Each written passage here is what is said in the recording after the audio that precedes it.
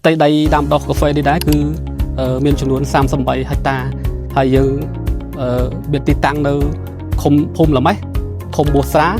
sau phải chặt đá khai đôi cái điในขนมจำการนี้ได้คือยังบานดำในดำกาแฟประเภทรูเบอร์สตาร์ปูทีออยสวอนและปูทีออยสวอนนี่คือวิทนต่อหนึ่งอากาศធាតុជំងឺហើយអាយុកាលនៃការឲ្យផលគឺត្រឹម2ឆ្នាំគឺវាចាប់ផ្ដើមឲ្យទិន្នផលហើយ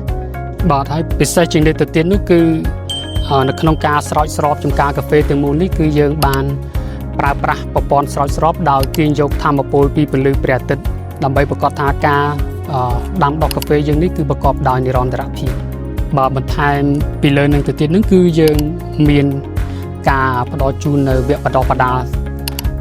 ចាប់ផ្ដើមពីការដាំដុះរហូតដល់ពេលប្រមូលផលហើយនៅពេលដែលកសិករប្រមូលផលគឺយើងមានទទួលទិញផ្លែកាហ្វេស្រស់ពួកគាត់ទៅតាមកិច្ចសន្យាដែលយើងបានព្រមព្រៀងគ្នាប្រសិនបើបងប្អូនមានចំណាប់អារម្មណ៍ទាក់ទងជាមួយនឹងការដាំកាហ្វេផងដែរសូមទំនាក់ទំនងមកកាន់ Coffee ឥឡូវនេះផងដែរសូមអរគុណបាទ